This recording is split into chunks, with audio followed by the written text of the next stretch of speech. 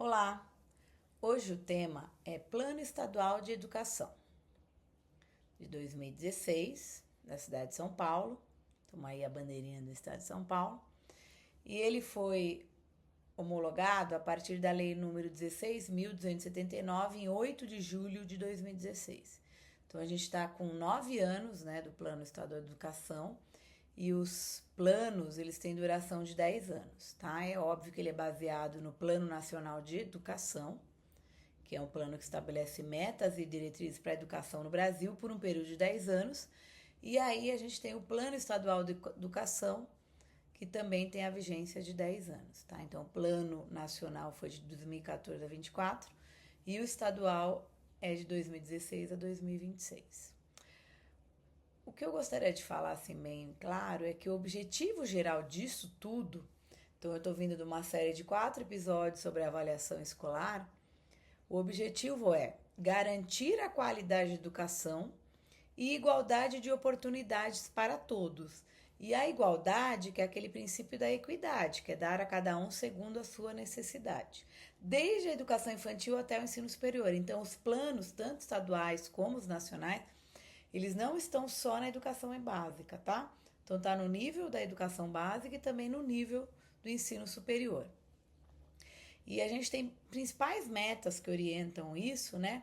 Que é a erradicação do analfabetismo, universalização do atendimento escolar, melhoria da qualidade da educação, formação para o trabalho e cidadania, promoção da equidade, valorização dos profissionais da educação, gestão democrática da educação e financiamento adequado com controle social.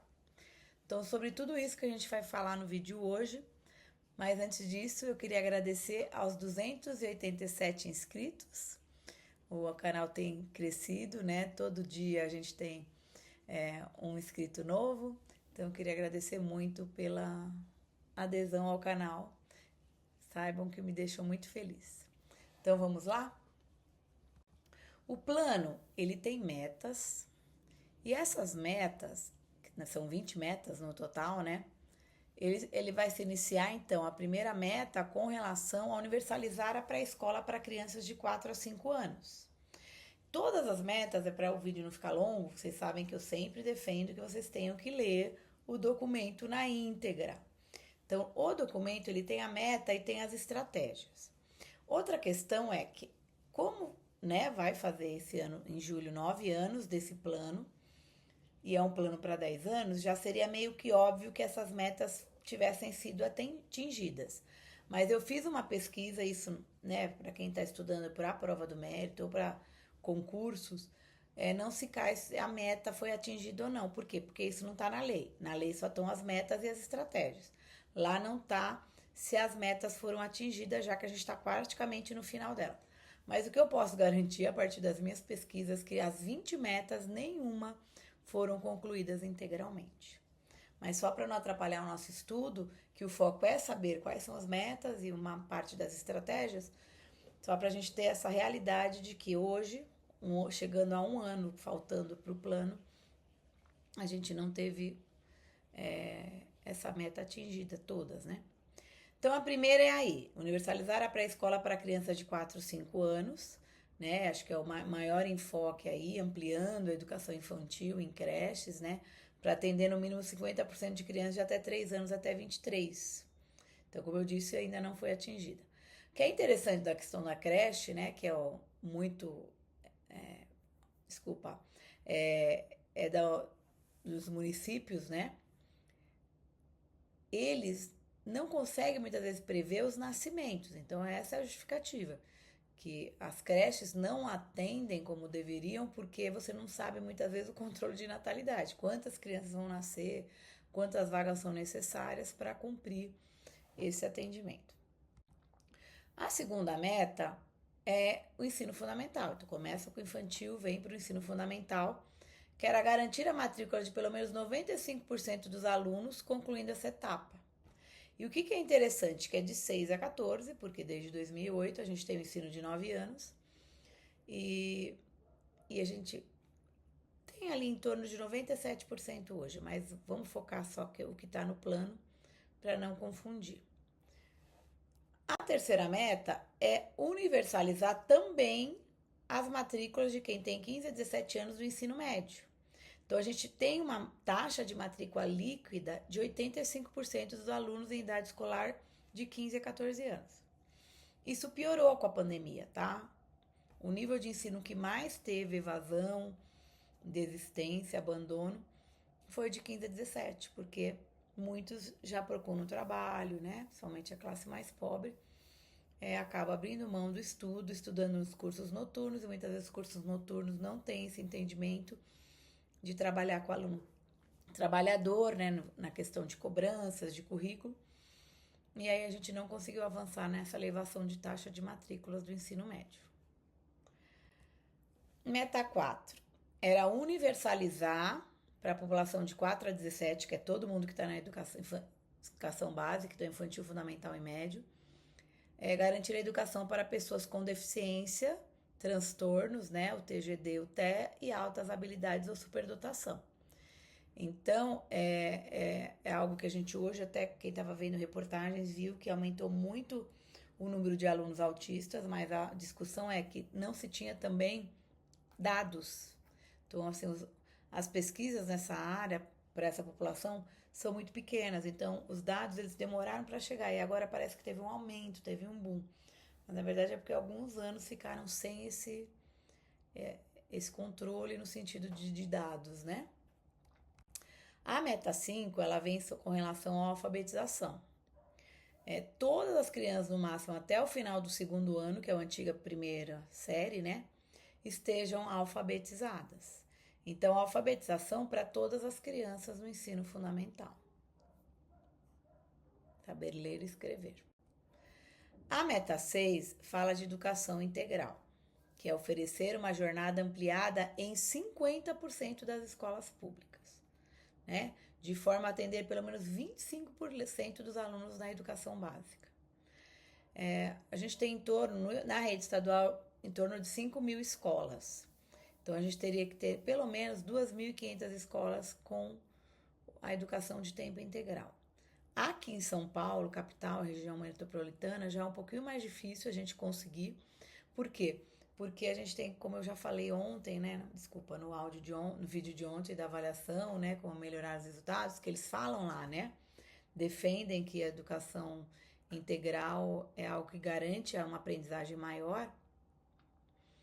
Mas em São Paulo a gente tem realmente uma questão de demanda, de professores que acumulam, que é um impeditivo para a adesão ao programa, porque por enquanto a escola tem que querer aderir ao programa, né? Tem que ser uma coisa democrática.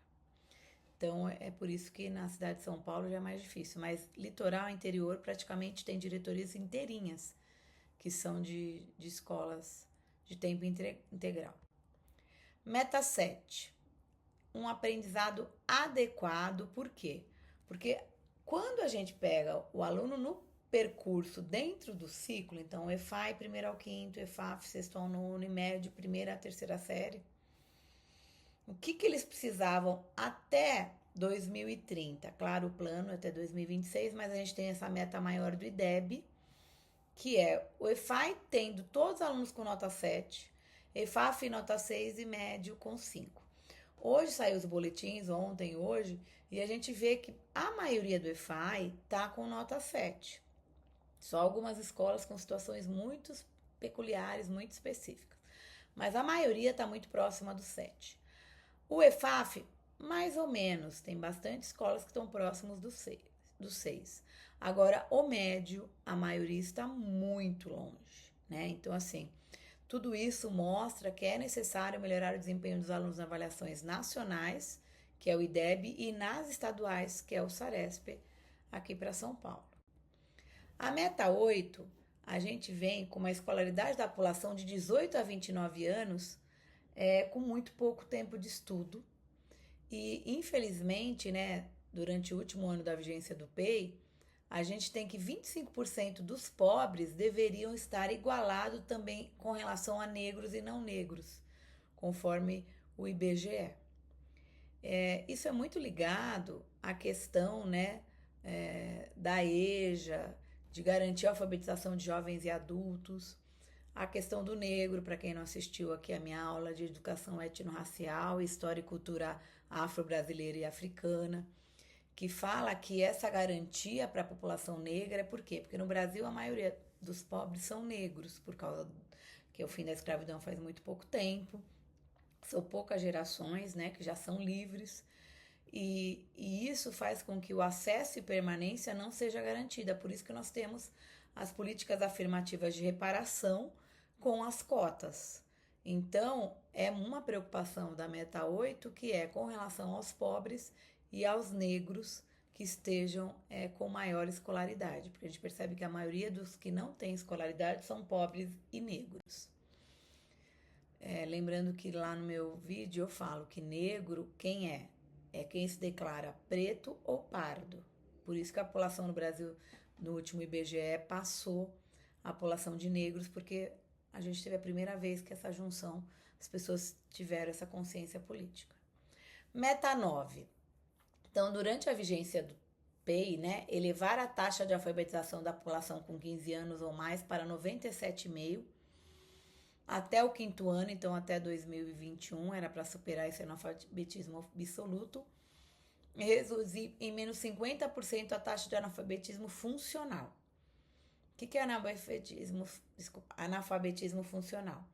É aquele que não consegue entender um texto, fazer inferências, né? Então vai além só do analfabetismo, de ler e escrever. É alguém que consegue observar, identificar e compreender, que são as 3 lá da matriz de referência, são as 3 competências, né, proficiências do SARESP. Então vai muito além só de ler e escrever, né. A meta 10 fala da EJA especificamente, né, então que a gente precisa garantir que esses alunos jovens e adultos que não tiveram acesso à escola e principalmente na educação profissional. Então, o Brasil é um local que já há muitos anos, tá? Desde que a gente tem a oferta para a maioria da população, então que na Constituição, na LDB se garante o ensino como direito subjetivo, mas muita gente ficou para trás, principalmente das populações pobres. E eles desistem, né? E aí, hoje, o que é ideal? Que não exista mais pessoas que, por causa do percurso escolar, que perderam, né, a motivação e não tenham a educação básica, que eles possam conseguir garantia fora da idade. Então, assim, a EJA, a gente tem algumas diretorias que às vezes nem tem escolas com EJA, tem diretorias que já tem até EJA, EAD, já tem o CIEJA, que são aqueles centros que as pessoas vão lá fazer provas, tem o INSEJA, que normalmente vem para abril, maio, essa avaliação para certificar, né? E então acho que é muito importante. Um país só vai conseguir reparar essa questão da falta de educação, de garantia de educação, a partir do momento que ele eleva a taxa de matrícula da EJA, tanto no fundamental e médio, e eles preferivelmente integrada à educação profissional, porque a pessoa já garante esse certificado e com a educação profissional um diploma. Meta 11. Elevar em 50% a educação profissional técnica de nível médio. Então, cada vez mais expandindo, então com parcerias com Senai, Senac, para que os alunos possam pelo menos ter uma profissão antes mesmo de pensar em ensino superior. É interessante essa perspectiva, porque a maioria dos jovens, eles não se interessam pela educação profissional. Mas aqui vai uma reflexão, por que não?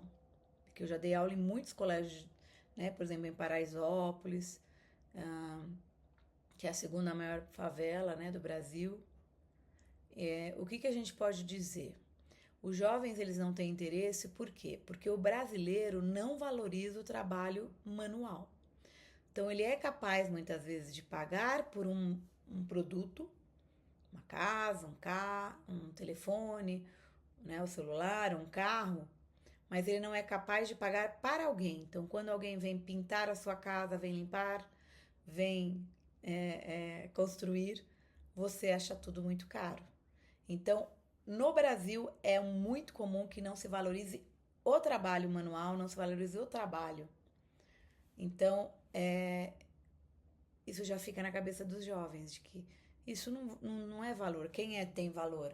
É quem ou tem um nível superior, ou que vai para as carreiras que a gente sabe, né, da televisão, da modelo, jogador de futebol, pagodeiro, hoje é influencer, né? Então, por isso que a gente tem tanta dificuldade de aumentar as matrículas no ensino profissional.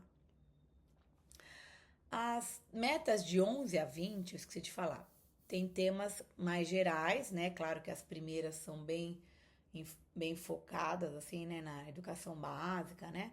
Mas a partir da 11, a partir da 12, a gente já vai para o ensino superior, né? Então, a gente elevar a taxa bruta na matrícula de educação superior para 50%, da taxa líquida para 33%. Aqui fala 40%, né? Então, a ideia é sempre estar subindo essa meta, porque hoje, né, como eu estou dizendo, já vem em 50%, para que a gente tenha que segmento de nível superior cada vez mais amplo. Quando a LDB em 96 ela foi concluída, a ideia era que em 10 anos a gente tivesse a década de educação, que nenhum professor desse aula na educação básica sem um nível superior. E até hoje a gente não conseguiu atingir essa meta, principalmente no Norte e Nordeste. Então, essa expansão de elevar as taxas de matrícula no ensino superior é um grande desafio. A meta 13 é melhorar a qualidade da educação e como isso, ampliando a proporção de mestres e doutores, tanto no corpo docente efetivo do Sistema Estadual de Educação Superior, como também nas escolas, né? Então, assim, é óbvio que quem é mestre e doutor, ele está mais preparado para o ensino superior. Mas nós temos esse incentivo, muitas vezes, em alguns segmentos do nível da educação básica. Então, alguns colégios, principalmente particulares, colocam como um diferencial quem tem, né, o diploma de mestre e doutor no seu corpo docente. Claro, tendo a licenciatura como base, porque senão o princípio básico é ter licenciatura. Não podemos inverter. É muito importante ter professores com formação de mestre e doutor, mas ele é mais focado para quem dá aula no nível superior. Meta 14. Ampliar matrículas na pós-graduação estrito sensu, porque mestrado e doutorado é lato sensu. Então, ampliar esse número de formados no país no sentido de que a pós-graduação avance. Até porque a pós ela é um pouco mais fácil, se eu posso dizer isso.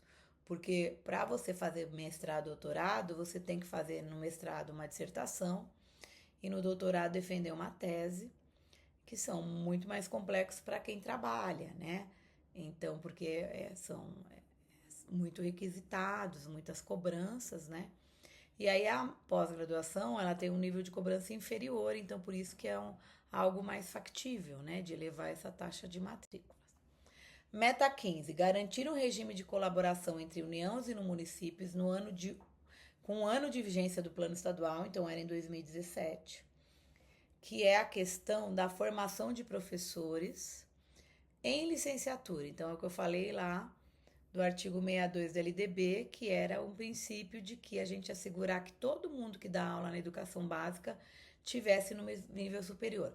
Aqui em São Paulo é um celeiro mais de formados no nível superior. Então, para o plano estadual, é um pouco mais fácil de cumprir essa meta. Mas, como eu disse no começo do vídeo, nenhuma meta está 100% atingida.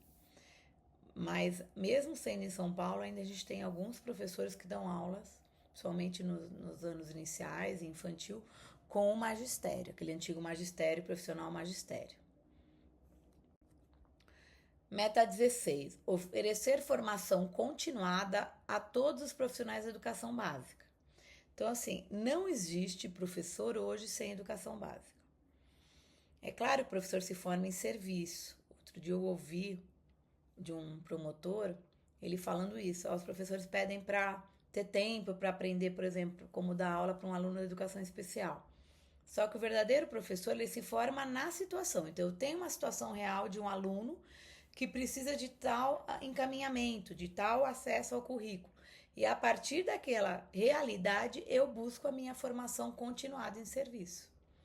Então, é muito importante que o professor tenha isso claro, que a formação inicial dele garante muito pouco para o avanço da melhoria da aprendizagem, que é o objetivo do plano estadual de educação e tanto é nacional também, que é baseado. Então, nenhum professor vai conseguir resolver os problemas que tem hoje na sala de aula só com a formação inicial. Então, ele precisa da garantia para que todos os profissionais tenham a formação continuada em serviço. Então, reclamem quando vocês têm aquelas horas de estudo nas escolas, tanto particular quanto pública tem, se realmente não está tendo formação em serviço. Se é só um momento de recados, se é um momento só de lamentações, de reclamações, que é importante também ter esse lugar, essa escuta, mas precisa ser um local de formação. Então, assim, o seu coordenador, o seu diretor precisa sempre estar muito antenado com pautas de formação continuada. 17. Valorizar os profissionais do magistério das redes públicas de educação básica de forma a equiparar até o final do 6º ano de vigência, então era 2021, seu rendimento médio aos demais profissionais com escolaridade equivalente. Então, o que seria isso? Seria que os profissionais da educação têm uma equiparação de vigência. Então, assim, o rendimento médio dos profissionais, ele tem que estar ligado à valorização salarial. Então, assim, não pode se fazer diferença do professor nível 1 para o nível 2, de quem é do infantil para o fundamental e para o médio, que muitos anos quem trabalhou na rede estadual lembra que existia uma diferença, ser PEB 2 do médio, que era colegial, ser professor 2 dos anos iniciais, que é nosso PEB 1s, né? Então, isso não é uma política de valorização, porque todas as etapas, todos os níveis são importantes. Então, assim, também a questão de achar que quem é do nível superior tem que ganhar mais do que quem está fazendo a base, tá? Meta 18, garantir planos de carreira e remuneração atrativa para os profissionais da educação. Então, assim, cumprir o piso, né, que é uma referência. E esse plano de carreira, para quem já está na rede estadual há muitos anos, a gente tem o último plano, que a gente chama de nova carreira, que é o de 2019, que algumas pessoas quiseram fazer adesão. Por quê? Porque quem era novo acabou equiparando a uma carreira de, por exemplo, de 20 anos, quem foi para a nova carreira. Agora, quem é da antiga carreira, né, que é de 98, ele teve que galgar muitos anos para conquistar a referência que eles estão, o grau que estão a gente tem as evoluções verticais, né, que é aquela por tempo ou por cursos, e a gente tem a horizontal, que é essa da prova do mérito, né? Então, são referências de planos de carreira. A meta 19 é a questão da gestão democrática. Toda vez que eu vou iniciar numa escola nova, tanto pública quanto particular, eu sempre falo assim, gente, precisa ter a gestão democrática do ensino público. O artigo 14 da LDB, ele diz que todos devem participar das discussões, das propostas pedagógicas, fazer consultas públicas à comunidade e principalmente a estadual, consulta pública dos recursos. Então, a gestão democrática não é só em decisões de questões que não são ligadas a verbas, mas sim também das verbas. Então, a população em geral, né, do conselho de escola, das APMs, da comunidade escolar, elas precisam prever aonde esse recurso vai ser investido.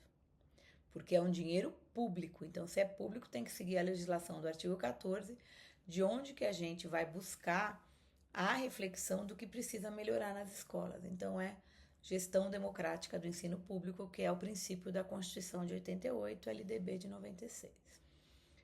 Aí a meta 20, que é o financiamento da educação, então ampliar o investimento público em educação para atingir no mínimo 10% do PIB ao final dos 10 anos. Tá? Então, assim, o produto interno bruto do país, né, no 5º ano de vigência e no mínimo equivalente a 10% do PIB ao final do decênio. Então, por isso que eu disse que da meta 1 a 10 é bem mais plausível no sentido que está bem lá ligado à dinâmica da escola.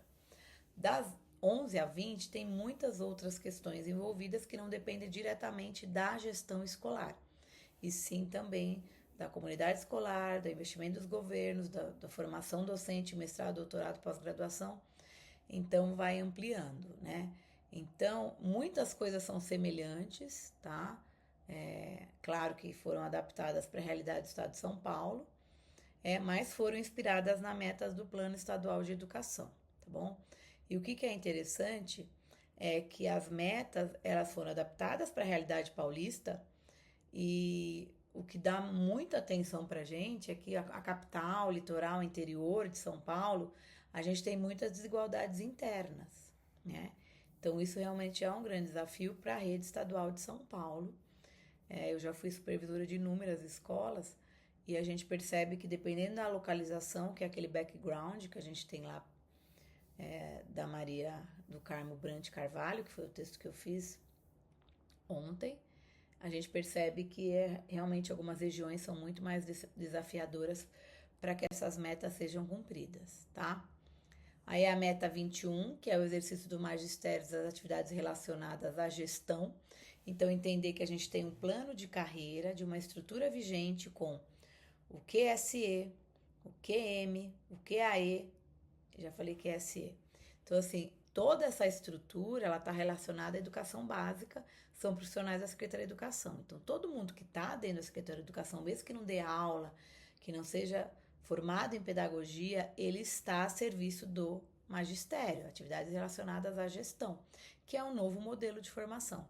Eu lembro que eu dei formação em 2011 para os agentes de organização escolar que tinham ingressado no Estado. Por quê? Porque a ideia era que todos, a partir do momento que estamos dentro da escola, somos cidadãos da educação. Aí aqui vem as questões, né, que a gente sempre fala para vocês que as questões são muito importantes para a gente colocar o conhecimento em jogo, né?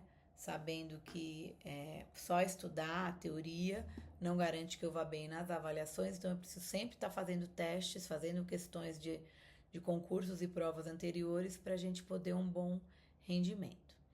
Então, a meta 2 do Plano Estadual de Educação refere-se à universalização do ensino fundamental de 9 anos, propondo que ela atinja toda a população entre 6 e 14 anos e que pelo menos 95% dos alunos concluam essa etapa na idade recomendada até o último ano de vigência do plano, que é o ano que vem.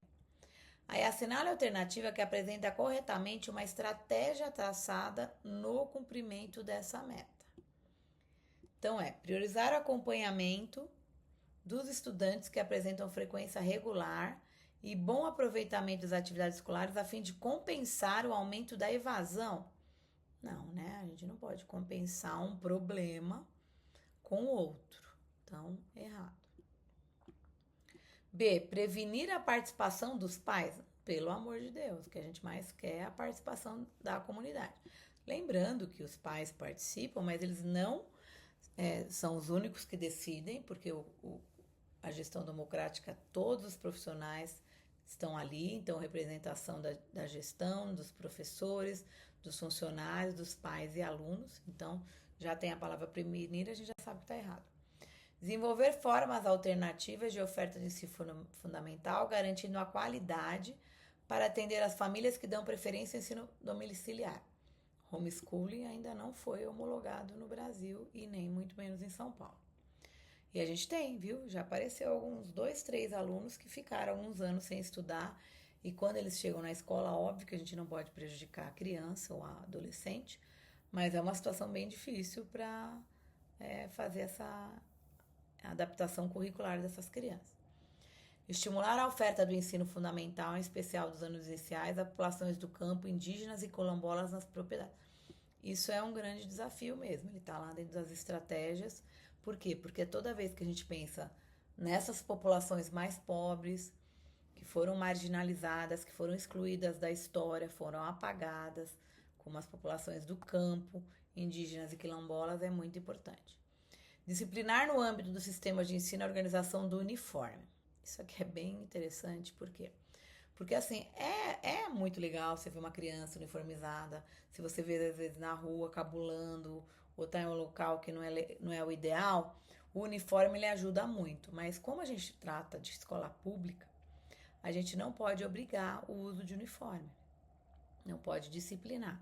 A gente pode, a partir da reunião de conselho de escola e que todos votem garantindo o uniforme, ok, adotar, mas sem punir quem não usa, ou oferecer à própria escola, né?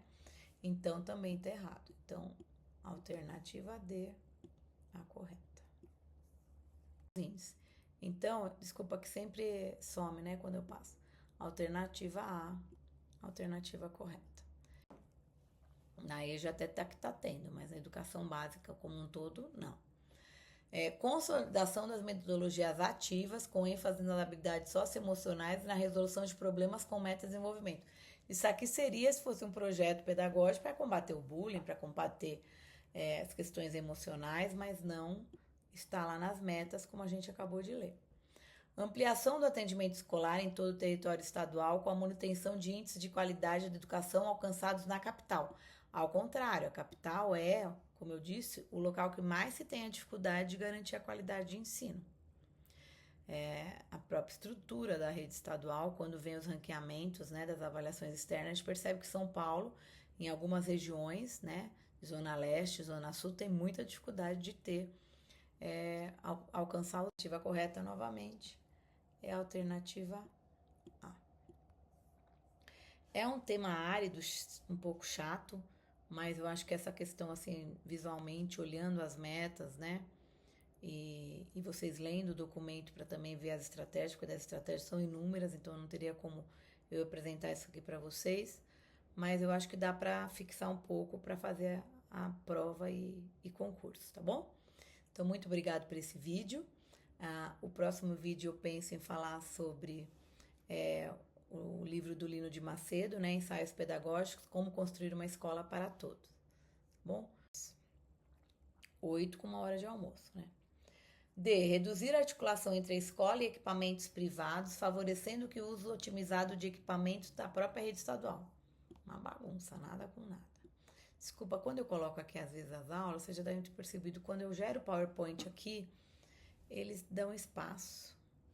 Mas, desculpem, dá para entender, tá vendo aqui, ó, esses espaços aqui. E fortalecer práticas de rotatividade dos docentes das escolas, facilitando as transferências. Não. Na verdade, existe um estímulo para que os professores fiquem nas mesmas escolas, para que eles conheçam os seus alunos, porque é muito melhor quando eu dou aula para um aluno na primeira série, na segunda série, na terceira série, por exemplo, no médio, eu saber muito mais do que ele precisa, o que ele avançou e o que ele tem dificuldade, tá? Então, alternativa. Muito obrigada e até a próxima.